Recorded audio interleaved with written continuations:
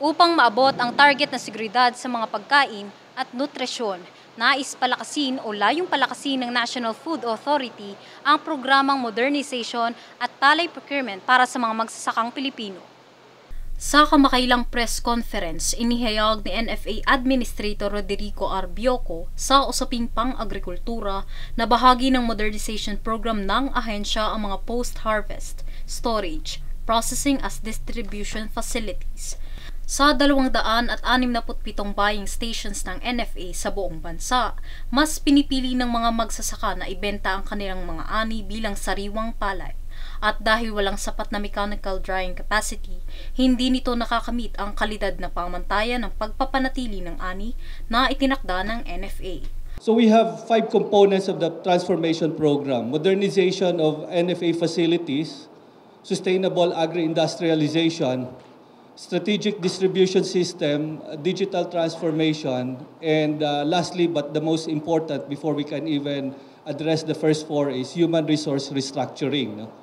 Mahigit 40 taon na ang nakalipas mula nang gumawa ang NFA ng makabuluhang pamumuhunan sa modernisasyon at ito ay sa ilalim pa ng pamumuno ni Pangulong Ferdinand Marcos Sr. Dagdag ni Bioco, bagamat ang ilan sa mga kagamitan ay gumagana pa, hindi na sapat upang matugunan nito ang kasalukuyang pangangailangan ng bansa. Sa tulong ng modernization program, tinitignan itong tugon sa procurement program at buffer stocking mandate ng ahensya. Nasuportado naman ni Pangulong Bongbong Marcos na inaasang makatutulong sa milyong-milyong magsasaka na walang access sa mga post-harvest facilities. Under the modernization program, the target of the President is to achieve within his administration a 30-day buffer stock. No? Sa ngayon, as you know very well, under the RTL, the mandate of NFA is limited to calamity relief, whether it is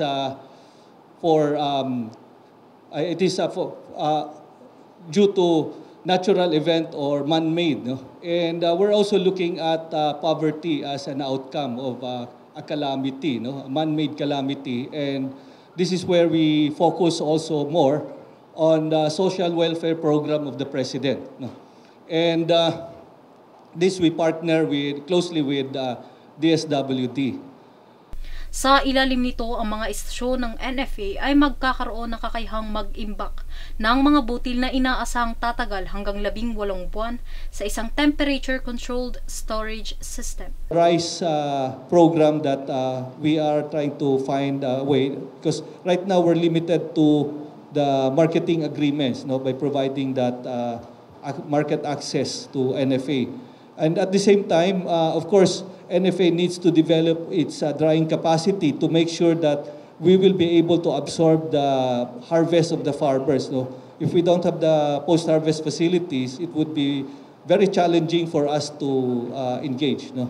Para sa NFA, oras na umunong mamuhunan sa mga modernong post-harvest facilities na hindi na dapat responsibilidad at pasanin pa ng mga Pilipinong magsasaka.